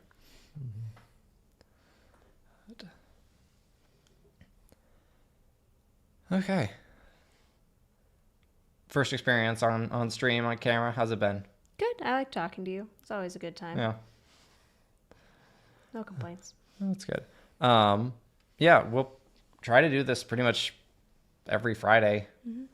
It won't be super long, probably 2 hours max, because we have little kids and we need to go to bed at a reasonable hour. Yeah, you need to do certain things early in the morning, like run. Just a few kilometers. It's fine. But yeah, I mean, it's a good time, and we'll probably next week the first 3 episodes of Rings of Power will be out. So I think they come out Thursday. Oh, okay. Yeah, 3 episodes. It's 8 episodes long, and they're releasing 3 episodes all in one go. Sure, do your thing. Which at that point, it's like, why not just release the whole thing at once, or like 2 halves or something? It's weird. I think it's like 3 episodes and then 1 episode a week. Oh, okay. So I was assuming they were gonna do like 3, I don't 2 think so. or I something think it's like 3 and then 1. Yeah. So I'll keep my expectations really low. After seeing that clip, yeah, they're really flipping low. Oh my gosh. But that, I wasn't really planning to make a video. I was probably going to talk about it on stream. I was going to discuss it with you. I don't know if that meant I was going to make you watch it, but at least I was going to talk with you enough about it beforehand where you'd feel informed and able to talk about it. I'm happy to watch it if I have time. But yeah. I mean, we could always binge it Thursday night. It's true. Probably won't want to. But yeah, I am going to watch. But that clip that showed up 2-3 hours ago on Twitter has incensed me to the point where I'm like, no, you don't get to do that. You don't get to do that. Not to Tolkien. Not without dealing with me. You touch my themes, and I'm going to come for you. Yep. Don't touch my themes. Nope. No. Like with Knights of the Old Republic, I'm writing that video right now, And I have a lot of issues with just how the story is presented because, it's not really focused on like telling a smooth, coherent narrative. That wasn't the point. It's very broken up because it's a CRPG and like the character development kind of happens. It happens kind of at set points, but also just kind of when you want it to, depending on at what times you talk to people. And like, there's kind of like story beats that don't necessarily hit home because of that, whatever. Plus, most of the cutscenes are just, talking heads, which, I should have switched this back. Oh, that's okay. It looks like, it's basically the same production value as this. And this doesn't have a very high production value. But I think that was largely a product of its time. So, coming from God of War Ragnarok, the things that stick out to me are the themes. The things that stick out to me in a not great way are like kind of the method. And the gameplay of that game is not fun. Maybe it was the time. Maybe you have to be really into like D&D or something to appreciate. But even like you don't see like the dice rolls that happen for like your attacks and stuff. Probably it would take too long to actually do that. Right. They just kind of play out in real time. But anyhow, the themes of the game are really good and they are delivered in some decent ways. So, yeah. So if you have good themes and you deliver them in at least a decent way, I will appreciate it. Yeah. Right. And I can expound on why those themes are meaningful and how this story delivered them. But if you go and you crap on Tolkien's themes and you say that you know what you're talking about and like these are Tolkien's themes, yeah, you're gonna get a boot up your ass from a lot of people. Yeah. And I'm going to be among them. Fair enough. So I wasn't really planning to make Rings of Power video essays, but now I probably am. So I support you. yeah, I'm not sure when, Fair. but we'll get to it.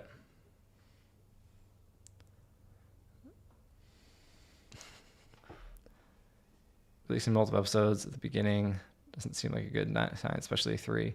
Yeah, I don't know, man. It's just a weird, like, that tells me that, like, does not enough happen in the first 2 episodes. Is Andor did that. I was gonna say, didn't Andor did that, and a lot of people did think not enough happened in the first 2 episodes. I disagree, but like, I can kind of understand that. The problem with Rings of Power is that nothing happens. It's very, very badly paced. You could rule the world. I don't know why I did that. I wasn't talking to Siri. Sorry about that. People have been saying Rings of Power, but animated. Goodness, I hope not. I really do, really, really want Hera to be an actually well-written heroine. Totally. There are far too few, and yeah, we need some good ones. But what were we talking about? Rings of Power, I think. Rings of Power feels like a badly written fanfic. So I've seen this kind of sentiment, and people are like, yeah, I really got to know Rings of Power. I enjoyed it more when I started watching it as fan fiction, which I think is a fair take. All right, if you don't get hung up on like the accuracy of the lore, that's good, right? I'm not a super lore nerd. I don't have it all committed to memory. I can very easily Google it and read the appendices or whatever and find stuff out. But yeah, like you said, Qatar, I don't know how to pronounce your name, man. Fanfics are better and usually actually care what they write about, right? That doesn't necessarily mean the details of the lore, right? The details of how exactly things played out. This is what distinguishes Jackson's movies from Rings of Power, is that Jackson had the themes right, right? There's a whole video out there, which I haven't seen, but I should watch, is like why the movies feel like Tolkien even when they like get Jackson wrong or get Tolkien wrong. Because they had the themes right. They had, the message of Lord of the Rings correct. They weren't very morally gray. No, not even a little bit, right? And it was all about, fighting for each other. I mean, Aragorn's speech at the Black Gate is not in the books. Him saying for Frodo is not in the books. Boromir saying, I would have followed you, my brother, my captain, my king, is not in the books, right? That would surprise some people, I think Galadriel says like even the smallest person could change the course of of history. And she says course of whatever you can change the course of history. Basically, that's not in the books, but those lines are like you could see Tolkien possibly writing them, right? They fit with every other message and theme that is woven throughout Lord of the Rings. I feel like Shadow of Mordor. Yeah, I want to replay that and play Shadow of War eventually. But yeah, I gotta see that. Arcane dropped. Yeah, Arcane had kind of a weird. Was it all in 3-episode arcs? Did Arcane drop only 3 at a time? I think it was, yeah. If it's all like a coherent arc, I get that. It's just dropping 3 and then dropping 1 at a time after that. It seems odd. It's odd. I'd probably be less critical of it if I weren't already critical of Rings of Power. Yeah. To be honest. Oh yeah. Yeah, exactly. It doesn't mean it'll be bad, but it's a sign that like something's probably not so great about those first 2 episodes, and probably not the rest of it either. But I'm gonna try to be fair. I mean, I am biased. I'm going to remain biased, but I'll try to evaluate it from a good storytelling, thematic, philosophical standpoint, and we'll see what we get. What we just saw doesn't bode well, but you never know. Yeah. They could really, really surprise me. Has anything come out lately that like, aside from Andor, you thought would be like bad or mediocre and ended up being really good? No, that doesn't happen a lot. Mm-hmm. But I also don't expect a lot of things, at least historically, to be really bad. Forever ago, I thought the Lego movie was going to be really bad, and it was amazing. Oh, that's right. Mm-hmm. I was really worried about that. The trailers looked terrible. Mostly they just looked kind of like dumb. Yeah. But it's a great movie. I love the Lego movie. It's a brilliant movie. Mm-hmm. I think it was I'm not sure if you said this. There was a comment, but it's like the Lego movie is self-actualization done right. Yeah, I think we have talked about that before. Where like it's about Emmett learning to like find his own self-worth, but it's just done in this beautifully creative way where he does it in like finding out he can be useful for his friends. Yeah. Oh yeah. Useful for other people, not just like, wow, how cool am I? Mm-hmm. You know? He goes about the whole movie thinking he is the special until near the end. Yeah. And there's that whole thing, but now it's just less self-focused is generally what we need. Yeah, because he kind of has that snap where like his whole identity is other people, and thus no one cares about him because he doesn't have an actual identity. Then he finds an identity, right? And he's just like, all right, this is who I am, this is everything, and then it's kind of like, well, not so much. You got to kind of learn to be you. So make a difference as you. Yeah. Which is somewhat similar to Atreus. Right? His identity was like in his father, right? He's like he wants to be his son to his father, and then he's got that, and then he's like, okay, but who am I really? Who am I really? And then he kind of has the bit where he pulls back. Where like, yes, he is Loki, but he is also Atreus. So I like finding kind of again, when you have good themes like that, there are going to be parallels. Oh yeah. And good movies are going to share a lot of the same parallels.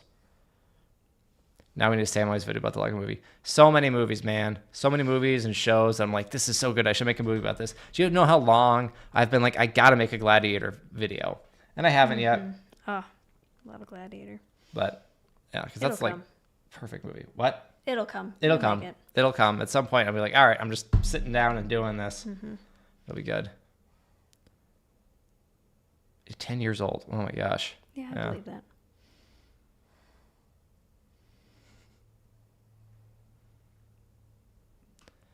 Anyhow, I think we're about wrapped up in almost 2 hours, and back's kind of hurting me anyway. Oh yeah, sorry. You do have the more comfortable chair. I definitely have the more comfortable chair. I just have back problems right now. That's fair.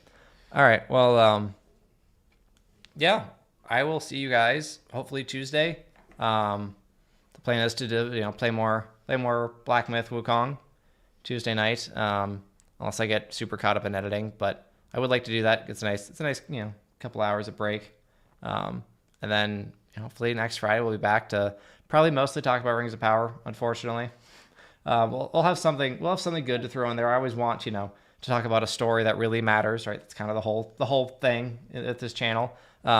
but Lord of the Rings matters, and so when you kind of pervert something that matters, I get madder, and yeah. So I think I think that's the plan for next week and everything. Do you have to sneeze? Yeah, Okay. that's okay. I'd mute your mic, but I forget which one is yours. You're good. I can do it. So yeah, thank you everyone for stopping by, and Yeah. hope you enjoyed it. It's fun. Glad you got to look at somebody other than me for a while. I'm sure it was a nice break for all of your eyes. Yeah, sorry about that. But yeah, it's been fun, and as long as my wonderful wife agrees to continue to appear on camera and be forced to have a public conversation with me, I think we'll continue to do this. Sounds good. So, okie dokie then. All right. Sounds good. All right. Good night, y'all, and we'll see you next week.